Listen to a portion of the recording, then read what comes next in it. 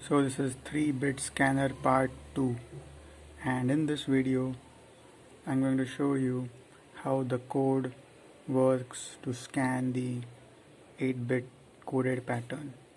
But first I'm going to show you how this circuit works, because in the last video I just manually turned on these LEDs with the help of a wire to generate the output signal and just showed you that how the signal is going to look. But now I have programmed the Arduino to actually scan the 3-bit surface like this. So here I've got all the possible outcomes, all the 3-bit possible outcomes. So 2 raised to 3 is 8. So we have got 8 possible outcomes. So 0 0 0, 0 0 1, 0 1 0, which is 5, it is 2, 3, 4, 5, 6. And so let's try it. So let's turn on the circuit, and as you can see all are 1 right now because the surface is white. And you can see the scanning is going on after a delay of 100 milliseconds, so 3 scans will take 300 milliseconds. So we'll scan the surface. So now it is 0, then we will slide it to 1, 2, 2, 3, 3, 0, 1, 1, 4, 1, 0, 0, 5, 1, 0, 1, 6, 1, 1, 0, and 7, 1, 1, 1. So yes, our circuit is working, and this circuit has got many applications. So now I'm going to explain you the code. After that I'm going to connect this RGB LED to the output to show you how the switching different colors can make this look colorful. So now I'll explain you the code. So in Arduino there is two functions called LED, called array and byte. So the array we are using is LED bracket, and we have to write the pins where we are connecting our LED. So we are connecting our IR LEDs to 10, 11 and 12. So we have defined LED bracket 10, 11, 12, and byte X is equal to 0B. We have to write 8-bit number. So right now initially we'll give it all 0, 0, 0, 0, 0, 0, 0. So once these two statements are defined, now I will explain you the algorithm, that how the program works. I will use a brighter pen to explain you how the program works. So first block is start, then initialize I is equal to 0. So we initialize I is equal to 0. So there is an integer I, int I, which we are assigning 0 at the input, and then we are initializing it 0 in for loop. So now we are testing the condition. So our condition is I should be less than equal to 2.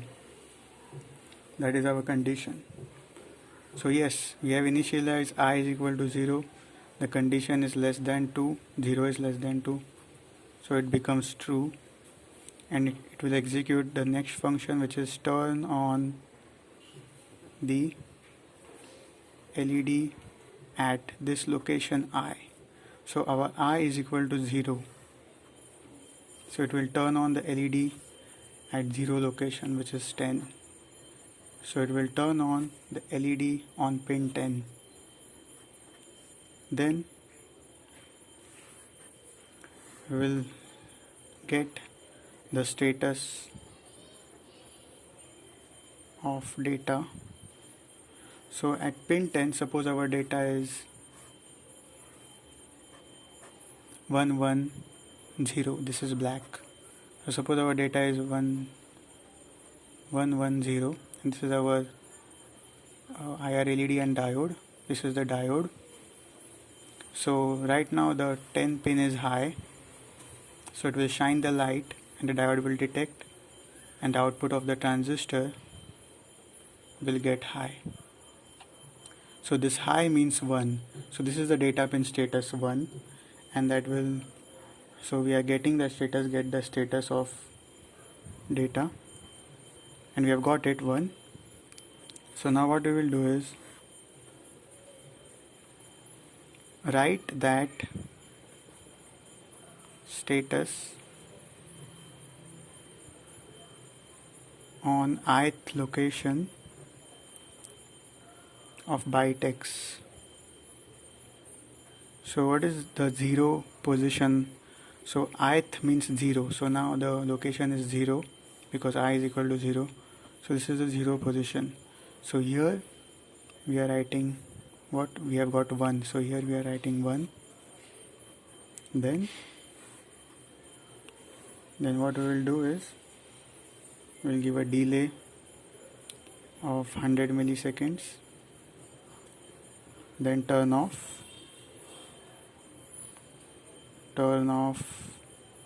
the LED.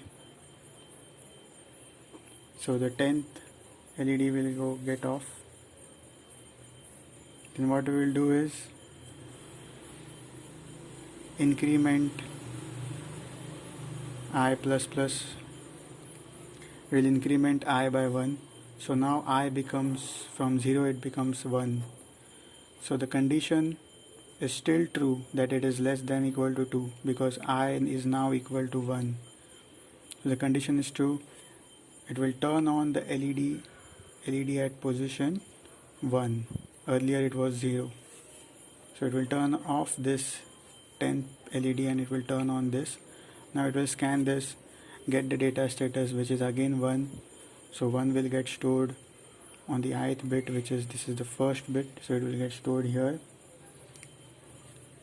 Now it will again turn off this LED at pin 11. It increment I plus plus. So now I becomes 2. So yes, the condition is true. It is less than, it is equal to 2. Less than equal to 2. So the condition is true. Again, this all steps will be executed, and the data is now 0 because this is a black surface.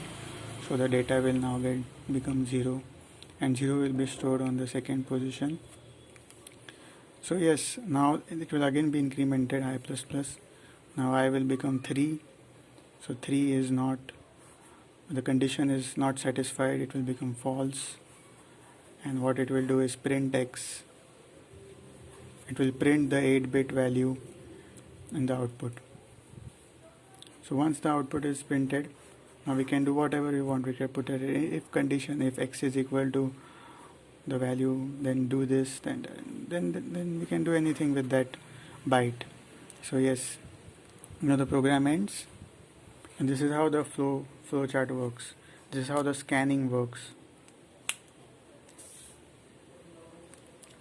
So I hope you understand it, and now let's see the practical application of this. So yes, my friend, that was a real quick explanation, but the code and the algorithm, the circuit is all available in my blog. I will mention its link in my description. So now I will show you how the practical application of this. So I have connected a RGB LED on the breadboard. So now I will hook this to our output. So we will remove this. First pin is red, R. Second pin is, I think it should be green. So red plus green will give you yellow or orange, I think. And the third pin is the blue pin.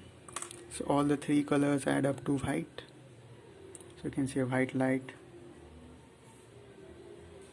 So this is our that 3-bit binary coded pattern.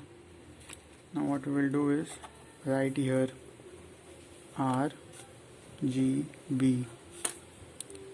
So it will give us only blue color. This will give us only green color. This will give us green plus blue color. This will give us red color. This will give us red plus blue color, red plus green, and here we will get all the three colors RGB.